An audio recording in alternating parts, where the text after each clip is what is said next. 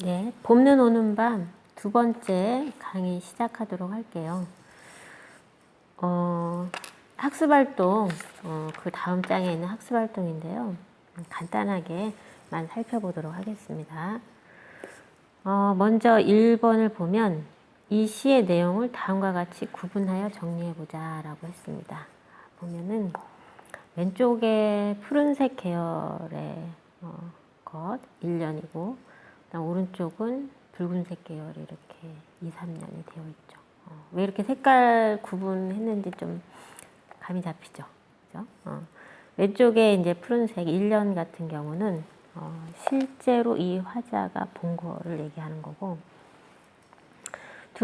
뒤에 있는 2, 3년 붉은색 같은 경우는 상상한 내용 위주죠. 그래서 이렇게 구분을 해준 겁니다. 그럼 먼저 1년에서는 이 화자가 뭘 봤습니까? 눈이 내리는 거, 그죠? 어디에? 나무에 눈이 내리는 거를 봤습니다. 실제로 보고 있는 거죠. 이게 1년의 핵심적인 내용입니다. 그러면 이제 2연으로 가면 이 화자가 뭘 상상하고 있냐? 상상한다. 단순히 나무에 눈이 내리는 것만을 보는 것이 아니라 이 나무가 뭔가 눈을 감고 있다. 나무가 눈을 감고 있다.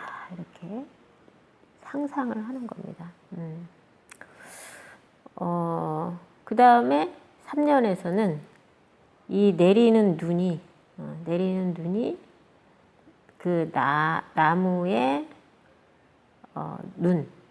나무의 눈을 좋아해서 막 입 맞추려고 막 내려오고 있다. 이렇게 상상을 한 거죠. 그죠? 그렇게 이제 뭐 1번은 간단히 정리하면 될 것 같고요. 그 다음 2번을 보겠습니다. 대상이 된 화자의 태도와 표현 방식을 알아보자. 자, 먼저 짝과 의논하여 다음 물음들에 답해보자 라고 했습니다. 여러분 짝이 있나요? 없으면 자기 혼자 자아 분열을 통해서 한번 스스로 한번 의논을 한번 해보세요. 아니 이게 맞는 거다, 아니 저거 맞는 거다, 그렇게 한번 해보세요. 자, 그래서 이를 바탕으로 하여 대상이 된 화자의 태도가 어떠한지 말해보자. 자, 먼저 2년과 3년의 감은 눈은 무엇을 뜻할까요? 이거는 뭐 얘기했죠. 이 눈은 여기서 중의법이다. 그래서 신체의 일부인 눈으로 볼 수도 있고, 그러면 이제 그 눈은, 그때의 눈은 의인법이다. 나무를 의인화한 것이다. 또 다른 눈은 새싹의 눈, 그거를 얘기하는 거다. 이렇게 뭐 중의법으로 우리가 이제 설명할 수 있을 것 같고요. 그 다음에 두 번째, 화자는 왜 감은 눈이 예쁘다고 표현하였을까? 요거는 우리가 좀 생각을 해봐야 될 것 같아요. 일단 눈은 이제 두 가지 의미가 있다고 했으니까 신체의 일부인 눈이라고 봤을 때, 그렇게 봤을 때는 이 나무라는 존재가 가만히 있는 그런 존재잖아요. 가만히 있는 존재고, 이거를 이제 사람이 눈을 맞고 이렇게, 근데 나무가 이렇게 서 있으니까 이 나무가 이제 하늘을 보고 있다라고 시인이 상상을 한 것 같아요. 그러면은 눈이 막 떨어지면 위에서 눈이 내려오면 이제 보통은 눈을 감아야 되겠죠. 그래서 그 눈을 감고 이렇게 가만히 있는 나무의 모습이 뭔가 명상을 하거나 깊은 생각에 잠겨 있는 모습이 아닐까? 근데 그 모습이 너무 예뻐 보이는 거예요. 그래서 감은 예쁘다고 표현을 한 것 같아요. 선생님은 작년에 여러분들 이제 국어 시간에 들어가가지고 여러분들이 가장 예뻐 보일 때가 언제였을 것 같아요.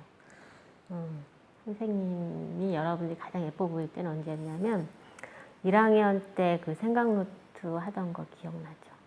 선생님이 생각노트 과제를 주고 여러분한테 쓰라고 하면 이렇게 여러분들이 막 쓰기 시작하면 막 그 필기 소리 사각사각사각 막 그 필기 소리 나고 굉장히 집중해서 이제 막 다들 쓰고 있고, 특히 어떤 학생들 같은 거 막 열심히 쓰느라고 얼굴이 막 빨개지고 막 그러면 발그스름한 그 볼, 이렇게 보면 너무너무 그런 모습들이 예뻤던 것 같아요. 그리고 공책에 이렇게 막 깨알처럼 글 이렇게 막 예쁘게 쓴 학생들 보면 읽어보지 않더라도 딱 그 모습만 봐도 벌써 이제 막 마음에 감동이 오고 그랬었던 기억이 막 새록새록 나네요.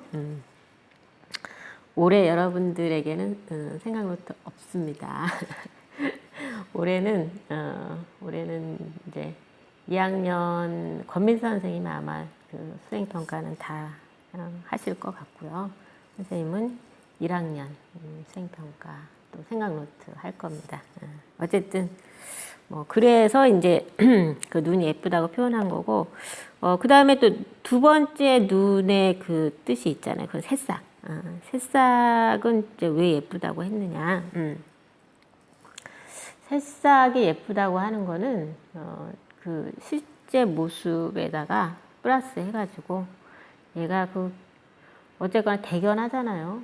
그 추운 눈 속에서 눈 속에서 그 생명력을 아직 갖고 있는 거기 때문에 그게 참 예뻐 보이는 거죠. 그래서 이 두 번째는 새싹의 어떤 생명력이 아름답고, 그 다음에 얘가 이제 막 날씨가 따뜻해지면 더 막 잎이 자라잖아요. 그런 어떤 가능성, 희망 이런 것들 때문에 더 예뻐 보인다고 할 수 있겠죠. 그죠? 이렇게 두 가지로 이제 감은 눈이 예쁘다라고 표현한 그 이유를 생각을 해봤습니다. 그 다음에 세 번째, 눈송이들이 감은 눈에 입 맞추려고 한다고 표현한 까닭은 무엇일까?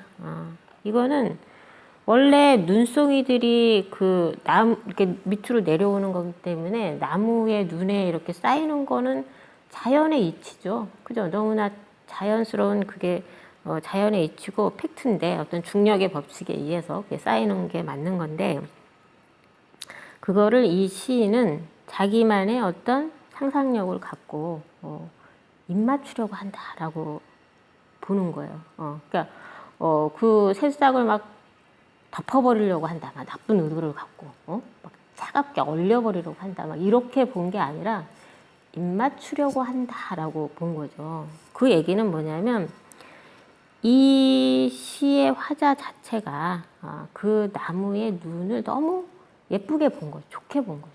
그죠? 너무 예쁘고 너무 사랑스럽다. 입 맞춰주고 싶다. 뭐 이렇게 생각한 거겠죠. 그래서 그 까닭은 뭐냐.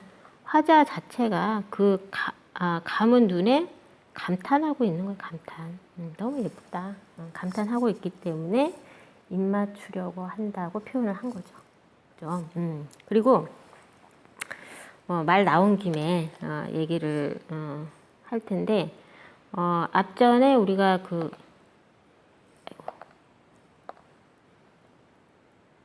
다시 하나 더. 그 앞전에 우리가 이 시의 성격을 감각적이다, 서정적이다, 심미적이다, 이렇게 했었는데, 여기다 하나 더 추가하면 뭐라고 하면 될까요?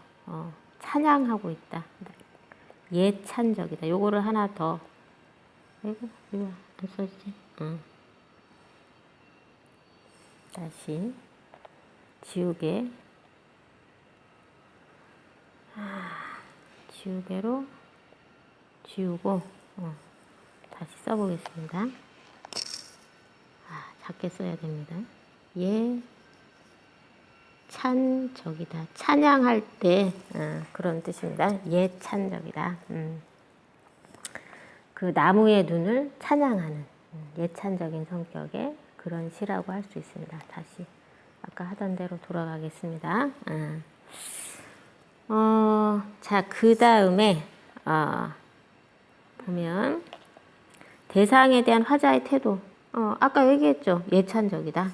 예찬적이다. 뭐 그렇게 넘어가면 되겠고, 그 다음에 두 번째, 이 시에서 대상의 아름다움을 부각하기 위해 사용한 표현 방법을 모두 찾아보자. 일단 나무를 사람처럼 표현했잖아요. 그런 걸 의인법이라고 합니다. 그 다음에 그 나무의 눈을 사람의 눈으로 보기도 할 수 있고, 그 다음에 새싹으로도 해석할 수 있게 그렇게 중복적인 의미를 갖게 한 거, 그런 거를 무슨 법이라고 했습니까? 중의법이라고 했습니다. 중의법. 그 다음에 너 아니? 나무야 너 아니? 그렇게 했을 때 부르는 거, 부르는 거를 무슨 법이라고 합니까? 돈호법. 그죠? 돈호법. 그 다음에 오, 감은 내 눈에 예쁜 눈, 뭐 퍼붓는 눈, 봄눈 해서 느낌표 딱딱 찍어주죠. 그런 걸 무슨 법이라고 한다? 영탄법이라고 합니다. 그래서 이렇게 다양한 방법을 사용을 했습니다. 그 다음에 3번은 생략하도록 하겠습니다. 자, 그 다음 뒤로 넘어가겠습니다. 뒤로 넘어가면 새로운 시가 하나 있네요. 그죠? 요 시를 이제 한번 살펴보도록 하겠습니다.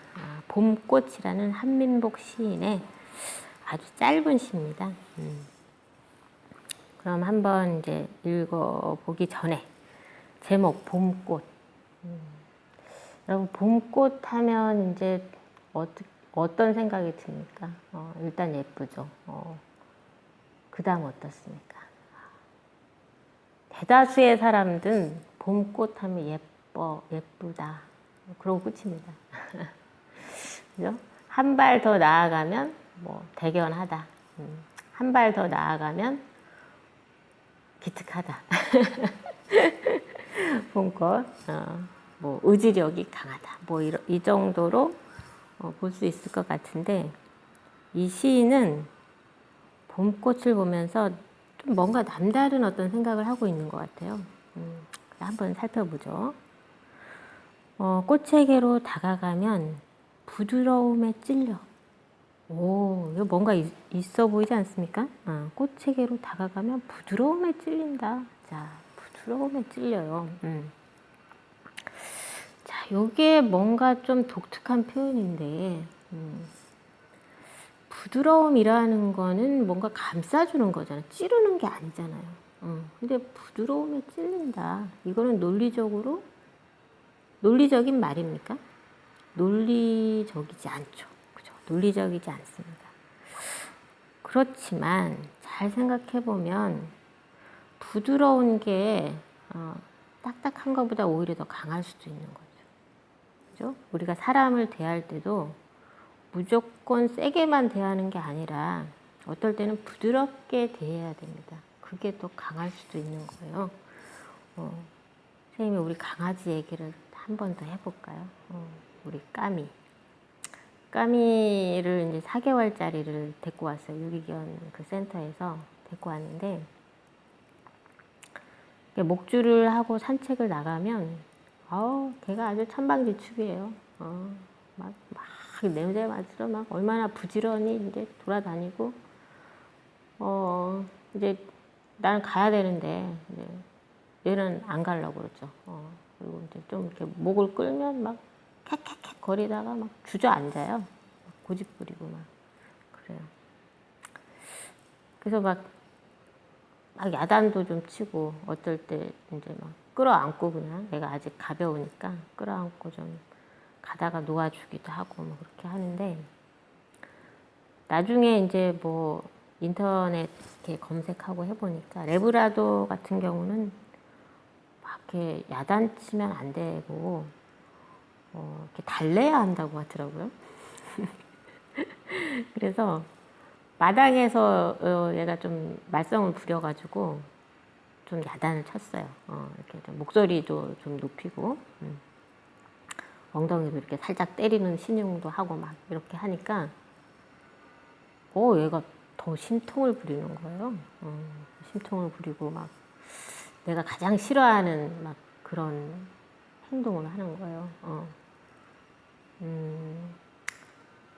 내가 가장 싫어하는 행동이 뭐냐면, 여러분,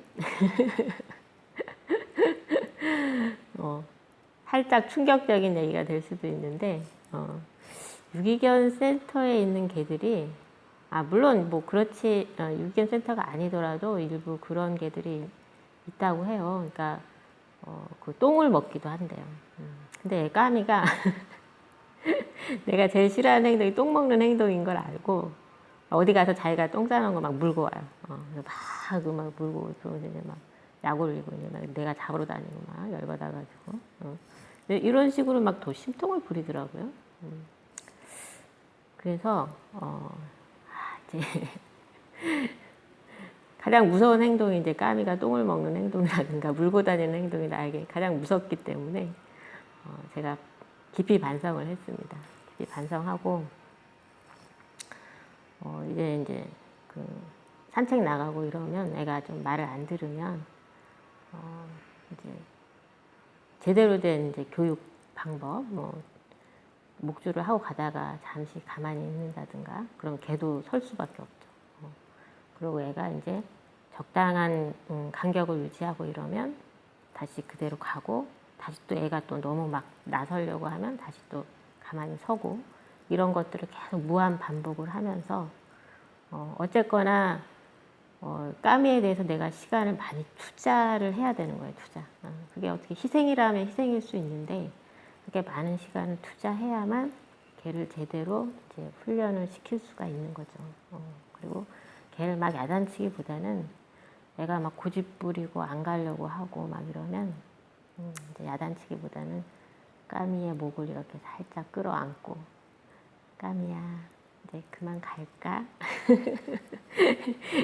이렇게 다정하게 달래야죠. 그죠? 거기서 또 똥 먹으면 참 얼마나 창피합니까? 그래서 그러니까 애가 말을 듣더라고요. 그래서 이게 하물며 개도 그렇잖아요. 하물며 개도 강함보다는 부드러운 게 개의 마음을 움직이게 하는 거잖아요. 그래서 다시 우리 이제 시로 돌아가면 꽃에게로 다가가면 부드러움에 찔린다. 그러니까 이게 부드러움에 찔린다라는 표현 자체는 논리적으로 말이 안 되지만 사실은 말이 되는 거거든요. 이런 걸 보고 두 글자로 우리가 뭐라고 합니까? 이런 거를 역설이라고 합니다. 그렇죠? 역설, 기억입니다. 역설적인 그런 표현이다. 자, 부드러움에 찔려갖고 삐거나 부은 마음 금세. 마음이 삐거나 부었다. 요거는 마음을 어떻게 한 겁니까? 비유적으로 표현한 거죠. 비유적으로 보이지 않는 마음을 팔이나 다리처럼 삐거나 부었다. 비유적인 표현인데 이건 삐거나 부은 마음은 어딘가 뭔가 토라지거나 상처 입은 마음 또는 어떤 왜곡된 마음 이런 거 있잖아요. 사람 마음이 삐뚤어지면 상대방이 어떤 좋은 뜻으로 얘기를 해도 막 꼬아서 듣기도 하고 막 그러잖아요. 근데 꽃에게로 다가가면은 삐거나 부은 마음이 금세 환해지고 어두웠던 그 마음이 밝아지는 거예요. 밝아지고 선해진다. 선해진다라는 건 착해지는 거예요. 사람 마음이 착해진다. 그래서 봄엔 아무 꽃임이라도 맞고 볼 일이다. 그래서 여기서 중요한 거는 어떤 표현일까요? 꽃침이에요, 침. 여러분 침 맞아본 적이 있어요?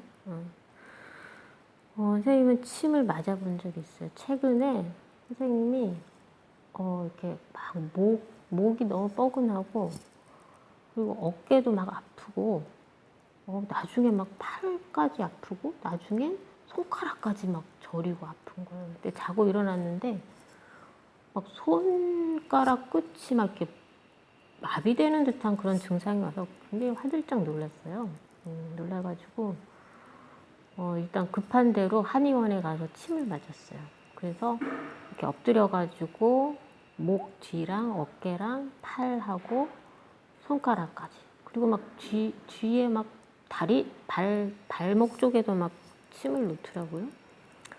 그래서 어른들이 침 맞으면 시원하고 이렇게 침 맞는 동안 잠시 잠을 잔다고 하는데 나는 잠은커녕 무슨 고문당하는 줄 알았어요. 너무너무 아프고 거기서 이렇게 뭐 움직일 수도 없는 상황이고 잠을 자기는커녕 너무너무 아팠어요. 다시는 내가 침을 안 맞는다. 그랬던 경험이 있습니다. 그래서 이게 침도 이렇게 맞는 사람이 있고 안 맞는 사람이 있는 것 같아요. 그래서 선생님은 정말 침하고는 안 맞는 것 같아요. 그래서 이제 알고 보니까 이렇게 목과 어깨, 팔까지 아픈 이유가 이게 목이 일자목인 거예요. 선생님, 일자목. 핸드폰 같은 거 많이 하고 고개를 자꾸 숙이고 있고, 우리 현대인들이 보면 여러분들도 아마 그럴 수 있어요. 자꾸 TV 많이 보고 핸드폰, TV는 상관없나? 주로 핸드폰 이렇게 고개를 숙이고 있기 때문에 거북목이라든가 일자목 이런 게 있을 수 있잖아요. 그래서 그런 거 많이 주의를 해줘야 될 것 같아요.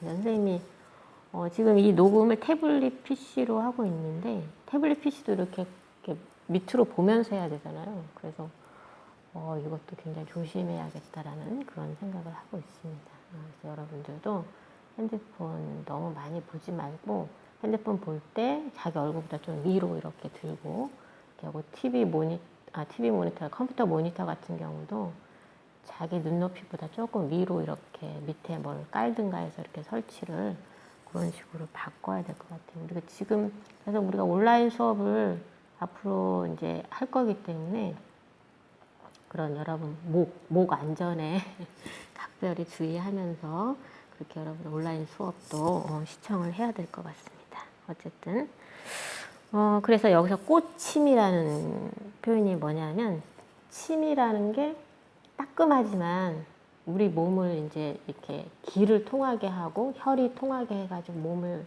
치유시키는 거잖아요. 이제 그런 것처럼 이 꽃을 봄으로써 우리가 꽃에게서 받는 어떤 충격을 통해서 우리의 어떤 심리적인 어떤 안정감, 변화, 좋아진다. 이런 어떤 의도를 갖고 있다라고 볼 수가 있겠죠. 자, 그러면 거기 1번을 한번 보겠습니다. 1번. 자, 이 시에서 꽃을 침에 빗대어 표현한 까닭이 무엇일지 시의 내용과 관련지어 말해보자. 그래서 아까 선생님 뭐 얘기했듯이 꽃을 침에 비유함으로써 뭘 얘기하고 싶은 거냐. 우리가 강한 것만이 강한 것이 아니라 부드러운 것이 오히려 강함을 이길 수 있다라는 것. 그러니까 뭘 얘기하고 싶냐면 부드러움에 뭐라고 하면 되겠습니까? 한 글자? 부드러움의 힘을 얘기하려고 하는 거죠. 그 다음에 꽃이라는 건 부드럽기도 하지만 또 어떤 게 있습니까? 아름다움이죠. 아름다움에 힘이 있다. 아름다움에 힘이 있다라는 거죠. 자, 그 다음에 두 번째 보겠습니다. 자, 요거 중요한 겁니다, 여러분. 많이 생각해 보세요. 자, 자신의 주변에서 이 시의 꽃임과 같은 의미를 지닌 대상을 찾아 그것에 관해 짝과 함께 이야기해보자. 짝이 없으면 자기 분열을 통해서 자기 혼자 해보라고 했죠. 선생님이 몇 가지 예를 한번 들어볼게요. 꽃임과 같은 의미. 뭔가 부드럽지만 어떤 강한 힘을 갖고 있는 것. 이런 건 어떻습니까? 농담? 우리가 딱딱하고 어색한 사이에 오히려 농담이라는 건 사람을 풀어지게 하는 거잖아요. 부드럽게 만들어주는. 풀어지게 하는 건데 오히려 어떤 그 농담을 하고 나서는 다른 사람이 나에게 더 호감을 갖게 되고 한번 웃고 나면 분위기가 더 자연스러워지면서 어떤 일을 진행하는 데 있어서 더 잘 되죠. 더 힘있게 진행이 될 수가 있는 겁니다. 그죠? 그런 취지에서 봤을 때 농담도 그런 역할을 한다고 할 수 있습니다. 그죠? 그 다음에 여러분 어릴 때, 그, 해와 바람이라는 그게 이솝 동화인가요? 그 해와 바람이 지나가는 나그네 외투를 벗기기 시합을 하잖아요. 그래서 바람이 막 세게 불어요. 그러니까 나그네가 옷을 더 막 여미는 거예요. 그래서 옷을 못 벗겼어요. 근데 해가 따뜻하게 막 비춰주니까 나그네가 스스로 알아서 외투를 벗는 거죠. 그죠? 그런 이야기가 어떻게 정리하면 좋을까요? 나그네의 외투를 벗기는 일, 해와 바람, 해와 바람을 다룬 그런 어떤 짤막한 우화라고 해야 될까요? 그런 게 있고, 그 다음에 어떤 좀 정치적인 문제도 있을 수 있죠. 어떤 게 있을까요? 여러분 또 종이 울리고 있습니다.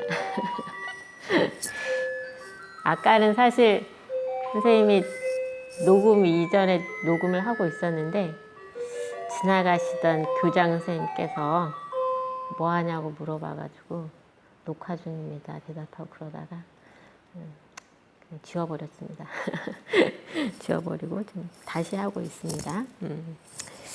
자, 정치적인 문제 같은 경우에 이런 유사한 게 있는데 그게 뭐냐면 남북관계죠. 남북관계. 북한과의 관계에 있어서 우리가 너무 강대강으로, 그죠? 우리 박근혜 정부 때 어땠습니까? 허구한 날 전쟁이 일어난다고 그러지 않았어요? 그죠? 근데 지금은 어떻습니까? 오히려 부드럽게 대하니까 저쪽에서도 부드럽게 대하면서, 그죠? 그렇다고 뭐 지금 우리가 남북관계가 완전히 다 해결되고 이런 건 아니지만 그래도 그 시절에 비하면 막 전쟁 일어날까봐 전전긍긍하고 사재 얘기하고 막 이럴 때에 비하면 굉장히 좋아졌습니다. 그렇죠? 그래서 우리가 정치적인 문제도 이런 어떤 강한 거보다도 부드러움이 필요할 때가 있다라는 거. 그 다음에 또 우리 제주도와 관계 지어서도 생각해 볼 수도 있어요. 제주도도 어떤 게 있냐면, 오늘이 4월 7일인가 8일인가 그렇습니다. 여러분, 4월 3일이 4.3이죠, 4.3. 4.3 때 우리가 가슴에 다는 배지가 있습니다. 그게 뭐죠? 동백꽃이죠. 동백꽃 배지가 있습니다. 4.3을 추모하고 기린다는 건데 4.3이라는 게 얼마나 참 힘들고 어떻게 보면 굉장히 잔인한 그런 굉장히 상처가 많은 그런 사건이었죠. 되게 폭력적이었고 그런 사건이었는데 그 사건을 그런 비극적이고 폭력적인 그런 사건을 우리가 추모하는 데 있어서 꽃을 사용하고 있어요. 동백꽃 배지. 이거를 보면 동백꽃 배지를 달면서 우리가 그 4.3을 희생된 그 영령들을 추모하고 그리고 다시는 그런 폭력적인 게 반복되어서는 안 된다라는 그런 평화의 섬을 우리가 추구하는 그런 의지로 동백꽃 배지를 다는 거죠. 그렇죠? 그래서 이러한 것들이 보면 우리가 부드러움이 강함을 오히려 이기는 그런 거라고 할 수가 있습니다. 그래서 뭐 선생님이 여러 가지로 이렇게 꽃임과 같은 어떤 부드러움이 강함을 이기는 그런 것들을 예로 이렇게 들어봤어요. 그러면 이제부터 여러분들에게 과제가 있습니다. 밑에 있는 3번은 생략하도록 하겠습니다. 생략하고 여러분들이 해야 되는 게 이제 요 2번이에요. 선생님이 뭐 농담, 나그네 외투를 벗기는 어떤 그 우화 같은 거 얘기했고 남북관계도 얘기했고 동백꽃 배지도 얘기했죠. 그러니까 여러분들도 한 가지 이상 요거 이렇게 꽂힌 것 같은 의미를 지닌 그런 대상을 한번 찾고 1번 꽂힌과 같은 대상을 찾고 두 번째 그거의 이유 내가 왜 이러한 대상을 찾았는가 이거를 한번 해보세요. 지금 하고 이렇게 함으로써 우리가 봄눈 오는 밤, 봄눈 오는 밤 요 시에 대한 내용을 마치도록 하겠습니다. 자, 그러면 지금부터 한번 깊이 생각하면서 다양한 걸 한번 찾아보세요. 찾아보고 찾았을 때의 그 기쁨, 유레카, 그 기쁨을 한번 맛보시고 한번 스스로 뭐 교과서에 한번 적어보세요. 적어보시고 선생님이 이따가 요거를 과제로 제출하도록 그런 거를 만약에 이제 만들어 놓으면 여러분이 과제를 제출하면 되겠죠. 자, 지금부터 그렇게 한번 해주세요.